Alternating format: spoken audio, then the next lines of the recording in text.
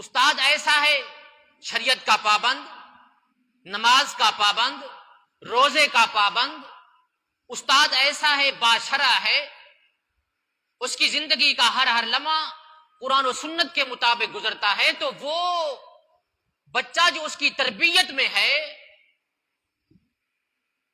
ایسا بچہ اپنے استاد کی نقل کرے گا۔ میرا معلم ہے، میرا استاد ہے، میرا مربی ہے، مشفق ہے، مجھے سبق دیتا ہے، پیغام دیتا ہے، اب اسی سے میں نے سیکھنا ہے۔ اگر استاد ایسا ہے، قرآن و سنت کا پابند نہیں، نماز روزے کا پابند نہیں، اس کی وضاقت چال چلن سنت کے مطابق نہیں، تو اس کی تربیت میں آنے والا بچہ بھی اپنے استاد کو نمونہ سمجھے گا کہ ٹھیک ہے جی، میرا استاد جیسے کر رہا ہے، جس طرح کے کپڑے پہنتا ہے، جس طرح کی چال چلن، جس طرح کی محفلوں اور مجلسوں میں جاتا ہے، اور میرا مربی ہے، میں نے تو اسی کی بات ماننی ہے، جو کام کر رہا ہے اچھے ہوں گے تو یہ کر رہا ہے، اس لیے میں بھی وہی کام کروں گا۔ اب انتخاب ماں باپ نے کرنا ہے۔ مسجد میں بٹھائیں اپنے بچوں کو، ان کی مرضی، سکول کالج یونیورسٹی میں بٹھائیں، ان کی مرضی، مسجد مدرسے کا ماحول دیں گے، بچہ فرما بردار بنے گا، باشرع بنے گا، نمازی بنے گا، روزے دار بنے گا، اگر اس کا استاد ایسا ہے۔ بعض دفعہ ایسے بھی ہوتا ہے، مسجدوں اور درسگاہوں میں بھی ایسے معلم ملتے ہیں، اللہ معاف کرے، کہ بچہ ان کی نکالی کر کے بجائے فرما برداری کے نافرمان بن جاتا ہے۔ استاد شاگردوں کے لیے، استاد اپنے بچوں کے لیے نمونہ ہوتا ہے۔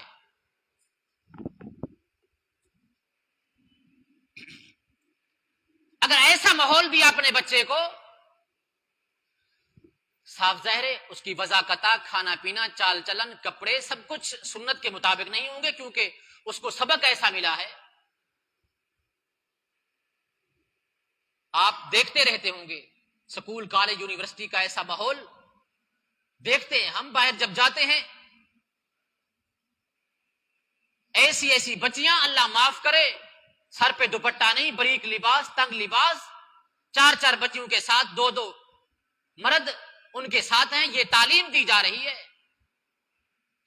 اچھے بھی ہوں گے، میں کلی طور پہ ان پہ یہ نہیں کر رہا کہ جی وہ سارے کے سارے گندے ہیں، اچھے بھی ہوں گے، لیکن میں کہتا رہتا ہوں بچوں کو، ہمارے دیہات کا ماحول اکثر یہی ہوتا ہے، گھر کے اندر آس پاس خالہ ہوتے ہیں، چچا ہوتے ہیں، بھائی ہوتے ہیں، گھر سب کے اندر ایک بچی ہو نا، کوشش ہوتی ہے ماں باپ اس کو اکیلا نہیں چھوڑتا، گھر کے اندر ہی ہے،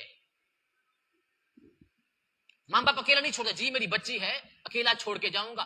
بعض دفعہ ایسا موقع بن جاتا ہے، فوتگی ہو جاتی ہے، کوئی خوشی ہوتی ہے، بچی کو ہم اکیلا نہیں چھوڑتے، کوئی نہ کوئی گھر اس کے ساتھ ضرور چھوڑ کے جاتے ہیں، اگر مجبوری ہے سب نے جانا ہے تو کوئی رشتہ دار اس کے ساتھ بٹھا کر جاتے ہیں۔ میں حیران ہوتا ہوں ان ماں باپ پہ جو اپنی بچی کو اکیلا کالجوں اور یونیورسٹی میں چھوڑ دیتے ہیں، جا کر تم تعلیم حاصل کرو، بڑی حیرانگی ہوتی ہے، سر پہ دوپٹہ نہیں، تنگ لباس، بریک لباس، ایسی تعلیم سے یاد رکھنا، میں سمجھتا ہوں جاہل رہنا 100% بہتر ہے۔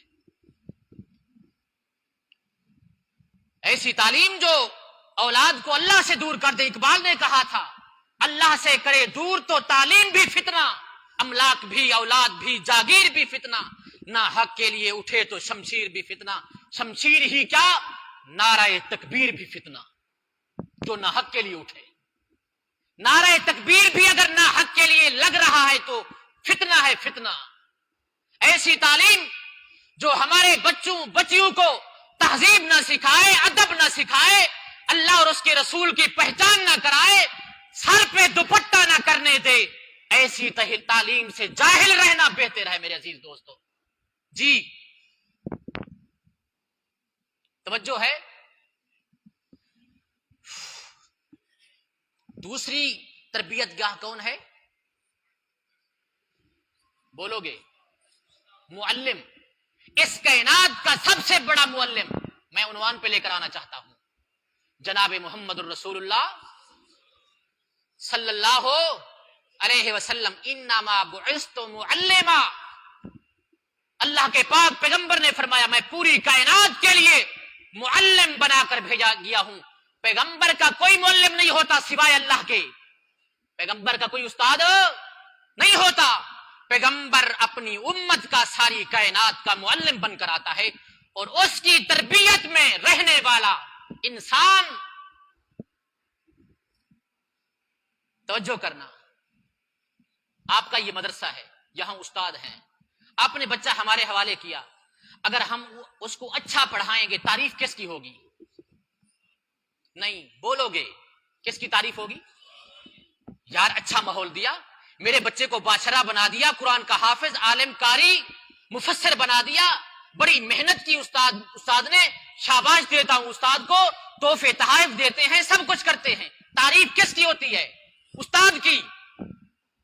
اگر خدا نہ خواستہ بچہ نافرمان ہو جائے اپنے کرتوتوں کی وجہ سے، استاد نہیں، اپنی نافرمانی، اپنی بغاوت کی وجہ سے بچہ داڑھی کٹواتا ہے، رہتا مدرسے کے ماحول میں ہے، نافرمان ہے، باغی ہے، مدرسے سے باہر نکلتا ہے تو ٹوپی سر پہ اتار کے نکلتا ہے، لوگ دیکھتے ہیں تو تانا کرتے ہیں یار کیسا بچہ ہے، کیسی ان کی تربیت ہو رہی ہے کہ جی پڑھتے قرآن حدیث ہے اور ان کی شکل و صورت چال چلن انگریزوں والی ہے۔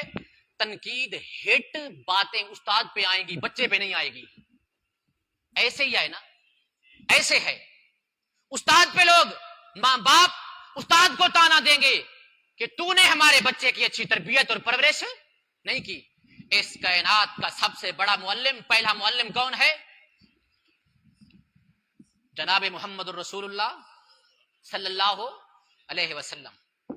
اب اس کی تربیت میں آنے والے لوگ اگر معاذ اللہ، جی اللہ نہ کرے، نقل کفر نہ باشد، لوگ بڑا نقل کرتے ہیں، اگر اس کی تربیت میں آنے والے صحابہ بد کردار ہیں، مجرم ہیں، فاسق ہیں، گنہگار ہیں، مرتد ہو گئے، جی کہتے ہیں زبردستی ایمان لائے تھے، مجبور ہو گئے تھے، ڈرتے تھے، ان کو پتا تھا اگر ایمان نہیں لائیں گے مارے جائیں گے، حملہ ہو جائے گا، قتل ہو جائیں گے، اگر ایسی بات ہے، اگر اس کے اندر کوئی ایسی جی بدخوبی ہے تو کس پہ تنقید جائے گی؟ کہ معلم نے ان کی تربیت اچھی نہیں کی۔ میری بات آپ کو سمجھ نہیں آئی ہے، معلم نے ان کی تربیت اچھی نہیں کی۔ اگر آپ صلی اللہ علیہ وسلم کی تربیت میں آنے والے صحابہ اچھے ہیں، قرآن نے ان کی ایمان کی، اعمال صالحہ کی، اخلاق کی، تقوی کی، پرہیزگاری کی قرآن نے گواہی دی، اللہ نے گواہی دی، کیونکہ اللہ کو پتا تھا اگر میرے پیغمبر کی معیت میں، صحبت میں آنے والے صحابہ اگر بد کردار نکلے تو میرے نبی پہ تنقید جائے گی، میرے نبی کو لوگ ہیٹ کریں گے، اس لیے میرے پیغمبر کی صحبت میں آنے والے صحابہ، اللہ فرماتے میں ان کی خوبیاں، ان کے اوصاف، ان کے فضائل بیان کر رہا ہوں، کیونکہ میرے پیغمبر کی صحبت میں رہنے والے صحابہ بھی اچھے ہیں، کامل ہیں، کیونکہ ان کا جو معلم اور استاد ہے وہ ساری کائنات کا سردار محمد الرسول اللہ۔ ترمذی کی اور مسند احمد کی روایت ہے، اس لیے رسول اکرم صلی اللہ علیہ وسلم فرماتے تھے صحابہ سے بغض رکھنے والا دراصل میرے صحابہ سے بغض نہیں رکھتا، میں پیغمبر سے بغض رکھتا ہے، اس کو میرے ساتھ دشمنی ہے۔ کس کے ساتھ؟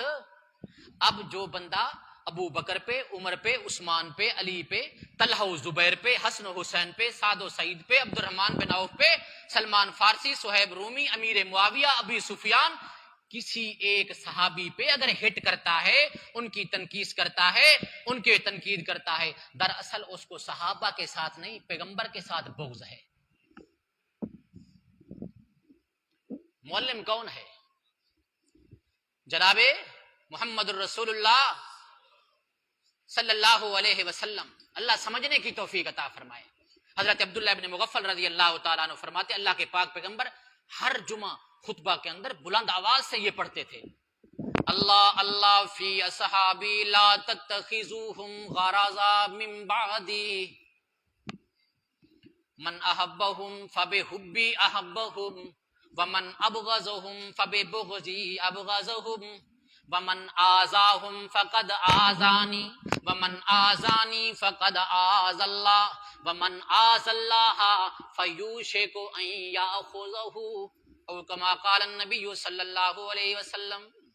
اللہ کے پاک پیغمبر ہر جمعہ فرماتے تھے، او لوگو میرے صحابہ کے معاملے میں اللہ سے ڈرنا۔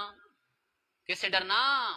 اللہ اللہ فی اصحابی لا تتخذوہم غرضا من بعدی، میرے صحابہ کے معاملے میں کوئی بات کرنے سے پہلے، میرے صحابہ کے معاملے میں زبان چلانے سے پہلے، کوئی گفتگو کرنے سے پہلے یہ ضرور سوچنا ان کا معلم میں محمد رسول اللہ ہوں صلی اللہ علیہ وسلم۔ اللہ اللہ فی اصحابی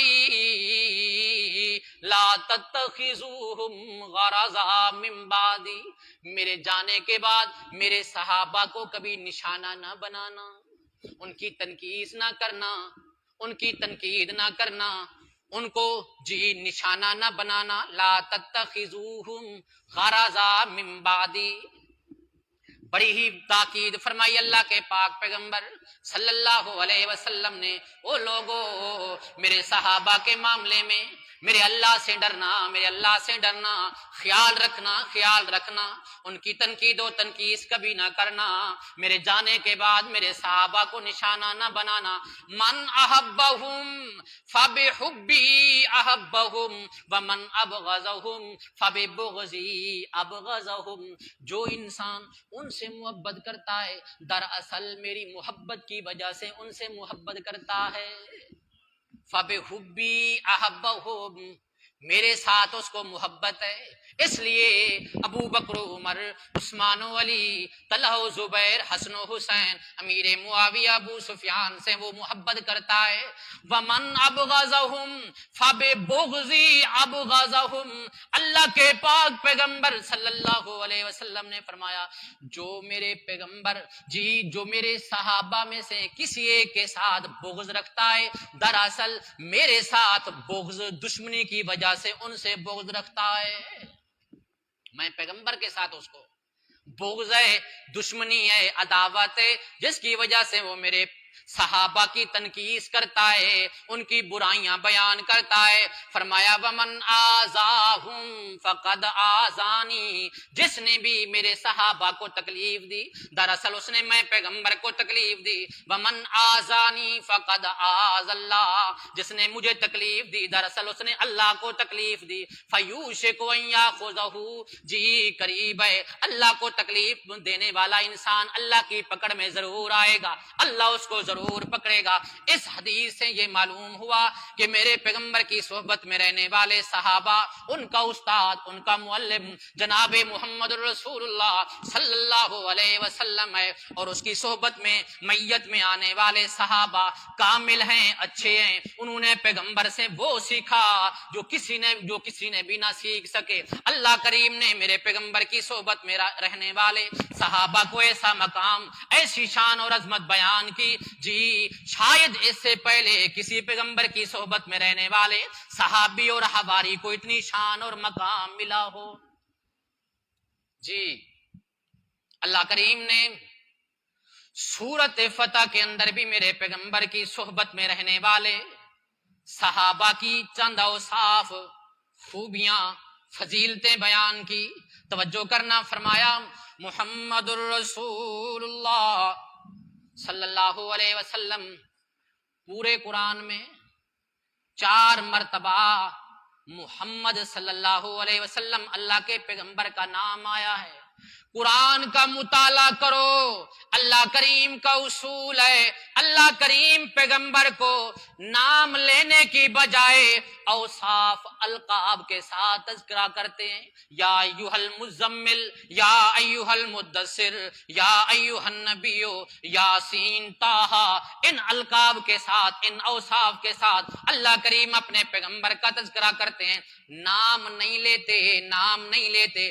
پیغام یہی دیا لوگوں کو، لوگوں میں اللہ بڑا ہونے کے باوجود بھی اپنے پیغمبر کو نام لے کر نہیں بلاتا، پکارتا نہیں۔ تم چھوٹے ہو، تم میرے پیغمبر کے امتی ہو، تمہیں یہ گنجائش نہیں، تمہیں یہ مجال نہیں کہ جی میرے پیغمبر کو نام لے کر بلاؤ، میرے پیغمبر کو نام لے کر آواز دو۔ 4 مقام پہ قرآن میں اللہ کریم نے سورت آل عمران کے اندر، سورت احزاب کے اندر، سورت محمد کے اندر اور سورت فتح کے اندر اللہ کریم نے کسی مصلحت کی وجہ سے القاب اور اوصاف کی بجائے اللہ نے نام ذکر کیا۔ یہاں مصلحت یہ تھی، توجہ کرنا، سورت فتح میں اللہ کریم نے صلح حدیبیہ کا واقعہ بیان کیا۔ سن 6 ہجری میں جب صلح حدیبیہ ہوا، مشرکین مکہ کی طرف سے عروہ بن مسعود ثقفی تھے، حضرت علی رضی اللہ تعالی عنہ صلح نامہ لکھنے والے تھے، لکھا بسم اللہ الرحمن الرحیم من محمد رسول اللہ۔ عروہ بن مسعود ثقفی کہنے لگے یہ رسول اللہ کا لفظ مٹانا پڑے گا، کیونکہ اختلاف کی بنیاد یہی ہے، ہم محمد صلی اللہ علیہ وسلم کو محمد بن عبداللہ تو مانتے ہیں لیکن محمد رسول اللہ نہیں مانتے۔ اللہ کے پاک پیغمبر نے فرمایا علی رسول اللہ کا لفظ مٹا دو، حضرت علی نے فرمایا نا یا رسول اللہ مجھ سے نہیں ہو سکتا، میرے ہاتھ اجازت نہیں دیتے کہ رسول اللہ کا نام میں مٹا دوں۔ اللہ کے پاک پیغمبر نے اللہ کریم کے حکم سے کسی مصلحت کی وجہ سے رسول اللہ کا لفظ مٹا دیا۔ اللہ فرماتے ہو مشرکو، او مخالفو میرے پیغمبر کے، تم میرے پیغمبر کا نام مٹانا چاہتے ہو، میں اپنے پیغمبر کا نام ایسی کتاب میں درج کروں گا جو قیامت تک لکھا رہے گا اور پڑھا بھی جائے گا۔ جی محمد الرسول اللہ صلی اللہ علیہ وسلم، محمد اللہ کے رسول ہیں، محمد اللہ کے رسول ہیں۔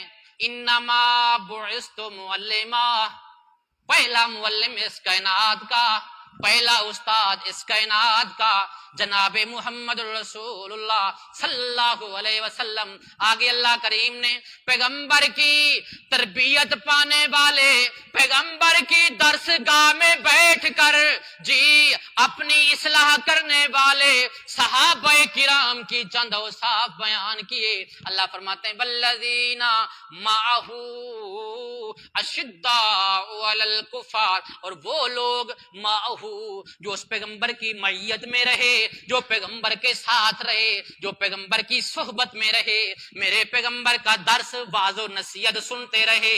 کیسے لوگ تھے؟ اللہ کریم نے پہلی خوبی بیان کی، اشداء علی الکفار رحماء بینہم۔ اللہ فرماتے ہیں کافروں کے مقابلے میں بڑے سخت ہیں، کافروں کے مقابلے میں بڑے سخت ہیں۔ جی کافر سامنے ہے، اپنا قریبی رشتہ دار کیوں نہیں، اپنا رشتہ دار تعلق والا کیوں نہیں؟ اللہ اور اللہ کے رسول کا جب حکم آ گیا، نہیں دیکھتے برادری کو، تعلق کو، رشتہ داری کو، خاندان کو، کافر کو تہس نہس کر دیتے ہیں۔ اشداء علی الکفار، کافروں کے مقابلے میں بڑے سخت ہیں۔ یہ نہ سمجھنا کہ پیغمبر کے صحابہ کافروں پر کسی صورت میں بھی رحم نہیں کرتے، نہ نہ نہ نہ، یہ بات اس وقت ہے جب اللہ اور اس کے رسول کا حکم آ جائے۔ جی کافروں کے مقابلے میں بڑے سخت ہیں، رشتہ داری کا، برادری کا پھر وہ لحاظ نہیں کرتے، بڑے ہی لڑتے ہیں ان کے ساتھ۔ ہاں اس سے ہٹ کر بہت ساری باتیں، بہت ساری ایسے واقعات ملتے ہیں۔ اللہ اور اللہ کے رسول نے، رسول اللہ صلی اللہ علیہ وسلم کی صحبت میں رہنے والے صحابہ نے کافروں پر جی بڑا ہی رحم و کرم کیا، بہت ساری مثالیں ملتے ہیں۔ اللہ فرماتے ہیں شداء علی الکفار رحماء بینہم۔ کس کی بات ہے؟ اللہ کی بات ہے۔ کس کی بات؟ رحماء بینہم۔ اللہ فرماتے ہیں آپس میں رحم دل ہیں، آپس میں ان کے اندر کسی کے بارے میں کوئی حسد، کینہ، بغض، عداوت نہیں۔ میں اللہ فرما رہا ہوں رحماء بینہم، آپس میں رحم دل ہیں۔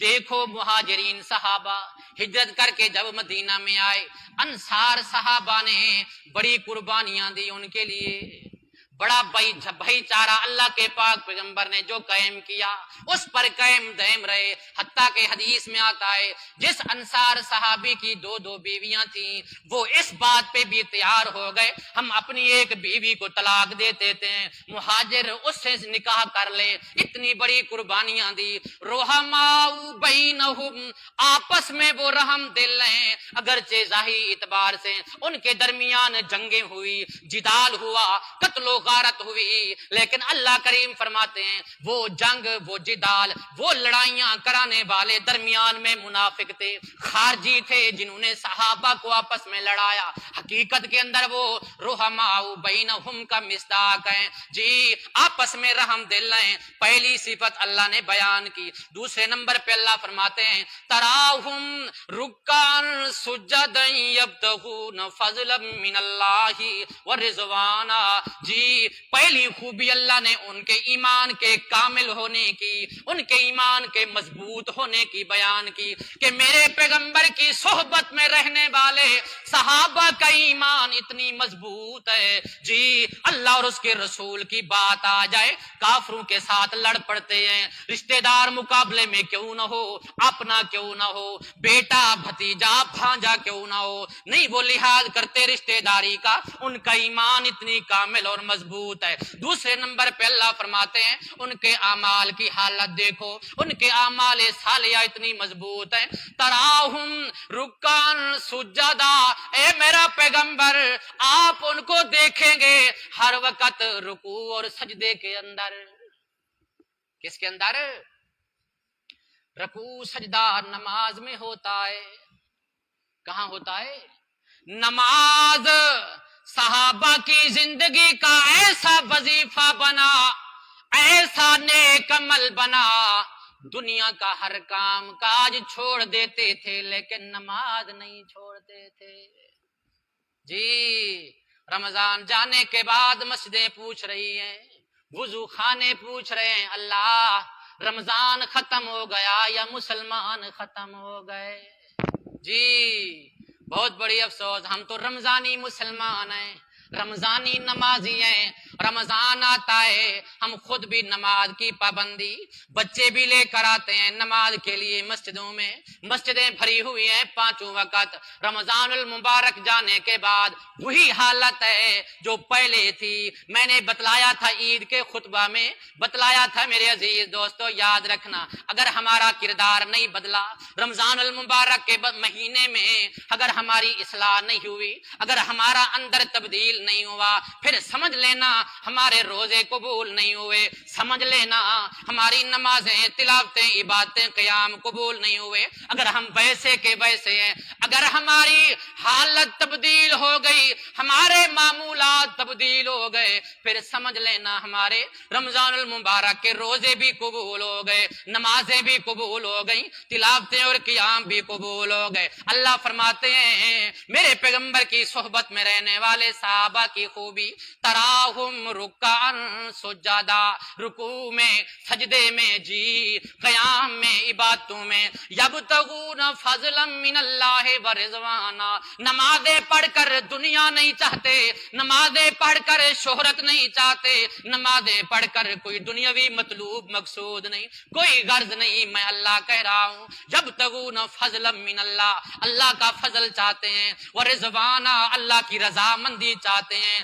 دی عبادت کر کے رکوع سجدے میں ان کا ایک ہی مقصد ہے کہ اللہ کا فضل ہمارے اوپر ہو، اللہ کی رضامندی حاصل ہو جائے۔ جی اللہ فرماتے سیماہم فی وجوہہم من اثر السجود، ان کی علامت یہ ہے نمازی ہونے کی، جی عبادت گزار ہونے کی علامت یہ ہے، خوبی یہ ہے ان کی فی وجوہہم من اثر السجود ذالک مثلہم، اللہ فرماتے ہیں جی ان کے چہروں پر سجدوں کے آثار ہوں گے، سجدوں کے علامات ہوں گی.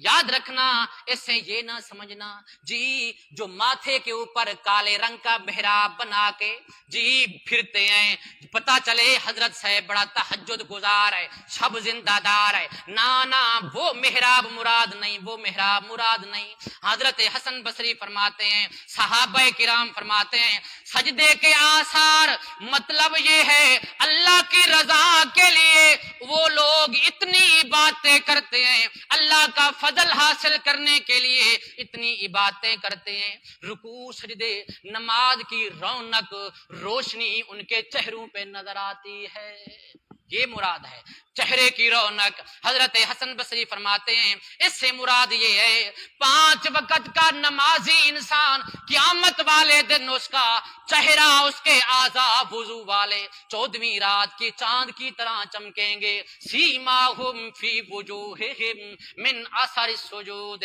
ذالک مثلہم فی التوراۃ والانجیل. اللہ فرماتے ہیں یہ خوبیاں میرے پیغمبر کی صحبت میں رہنے والے صحابہ کی، یہ صفتیں، یہ علامات صرف قرآن میں نہیں، یذالک مثلہم یہ خوبیاں تورات میں بھی موجود ہیں، یہ خوبیاں انجیل میں بھی موجود ہیں. اللہ کریم نے ایک مثال دے کر سمجھایا. اللہ فرماتے ہیں کزرین اخرج شطہ فآزرہ فاستغلظ فاستوى على سوقه يعجب الزراع ليغيظ بهم الكفار. اللہ فرماتے ہیں میرے پیغمبر کے صحابہ کی مثال اس کھیتی کی طرح ہے جو کھیتی جی کاشتکار جٹ دانہ زمین کے اندر ڈالتا ہے، زمین سے کونپل نکلتی ہے، سوئی کی طرح جی پودا نکلتا ہے، چلتے چلتے پودا بڑا ہو جاتا ہے، فاستغلظا موٹا ہو جاتا ہے،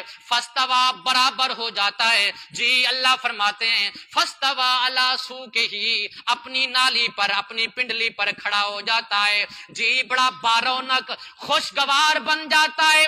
فصل جب پک جاتی ہے تو کاشتکار کو بڑی اچھی لگتی ہے، جی میں فصل کاٹوں گا، کاٹ کے اپنے سال کا روزی کا بندوبست کروں گا. جی اللہ فرماتے ہیں ایسے ہی میرے پیغمبر کی صحبت میں رہنے والے لوگ پہلے تھوڑے تھے، کمزور تھے. ابتدا کے اندر 3 لوگ تھے، مردوں میں سے حضرت ابو بکر، عورتوں میں سے حضرت خدیجہ، بچوں میں سے حضرت علی. چلتے چلتے جب اللہ کے پاک پیغمبر ہجرت کر کے مدینہ میں آئے، غزوہ بدر میں 313، غزوہ بدر، غزوہ احد میں 1000، غزوہ خندق اور صلح حدیبیہ میں پہنچ کر 1400، پھر جا کر فتح مکہ میں 10,000. حجۃ الوداع جو اللہ کے پاک پیغمبر کا آخری حج ہے، اس وقت مفسرین نے لکھا ہے 1.5 لاکھ صحابہ کرام کی تعداد تھی. یہ اللہ کے پاک پیغمبر کی محنت اور تربیت تھی. صحابہ کرام بنتے بنتے بڑی تعداد بن گئی. لیغیظ بہم الکفار. اللہ فرماتے ہیں میں نے اپنے پیغمبر کے صحابہ کی تعداد اس لیے بڑھائی، اس لیے ان کو قوت، طاقت، شان، عظمت دی تاکہ کافر دیکھ کر جلے، کافر دیکھ کر اس کو بڑا غصہ ہو. کیوں مسلمان بڑھ رہے ہیں، کیوں اسلام کی شان و شوکت بڑھ رہی ہے. ہاں مفسرین نے یہاں لکھا ہے جو بھی پیغمبر کی صحبت میں رہنے والے کسی صحابی پہ تنقید کرتا ہے، اس کی تنقید کرتا ہے، وہ اس وعید کے اندر داخل ہے کہ لیغیظ بہم الکفار. سمجھ آیا نہیں آیا؟ جی یہ اللہ کریم نے اپنے پیغمبر کی معیت میں رہنے والے صحابہ کی خوبیاں اور اوصاف بیان کی. کیوں بیان کی؟ اس لیے اللہ نے بیان کی. بہت بڑی حکمت ہے کہ میرے پیغمبر کے بعد کوئی نبی نے آنا نہیں، اور اللہ کریم نے ہمارے لیے کتاب اللہ کو، سنت رسول اللہ کو اور اللہ کے پاک پیغمبر کے صحابہ کو ہمارے لیے نمونہ بنایا تھا. ما انا علیہ واصحابی، جو میرے راستے پر اور میرے صحابہ کے راستے پر چلے گا وہی جنت میں داخل ہوگا، وہی کامیاب ہوگا. اللہ کریم نے پھر ان کی ساری خوب ناکامیاں، کمیاں، کوتاہیاں اللہ نے معاف کر کے عام اعلان کر کے اللہ نے فرمایا لقد رضی اللہ عنہم ورضوا عنہ. اللہ رضامندی کا اعلان اسی کے لیے کرتا ہے جس کا ایمان مضبوط ہو اور جس کے اعمال صالحہ اللہ کے ہاں قابل قبول ہو. وعد اللہ الذین آمنوا وعملوا الصالحات منہم مغفرۃ واجر عظیما. اللہ فرماتے ہیں ایسے لوگوں کے لیے میں اللہ کا وعدہ ہے جو ایمان لے آئے نیک عمل کیے، میں اللہ ان کے سارے گناہ بھی معاف کر دوں گا اور ان کو بہت بڑا اجر عظیم عطا کروں گا. بات چلی تھی تربیت اولاد سے. کہاں سے چلی تھی؟ اولاد کی تربیت کی سب سے پہلی گود ماں باپ.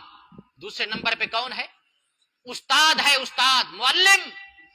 اب ماں باپ پر ہے، ماں باپ پر. آخر میں آنے والے حضرات توجہ سے میری بات سنیں، بات ختم کرنے لگا ہوں، وقت ہو چکا ہے.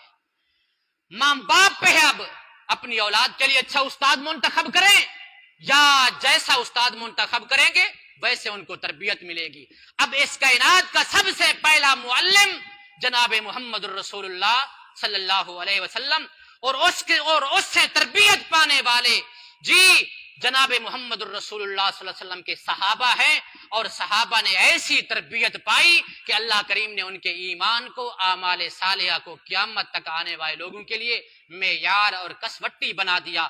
اب ہمارے لیے کسی کے لیے بھی یہ گنجائش اور مجال نہیں کہ کسی ایک صحابی، چھوٹے سے چھوٹے صحابی پہ ہم تنقید کریں یا اس کی برائیاں بیان کریں یا اس کی تنقید کریں یا ہم اس پہ تان و تشنیع کریں. اگر ایسا کریں گے تو ہم اللہ کے ہاں مجرم ہوں گے اور گناہ گار ہوں گے. اللہ تبارک و تعالی ہمیں حق سچ سمجھنے کی توفیق عطا فرمائے. وما علینا الا البلاغ.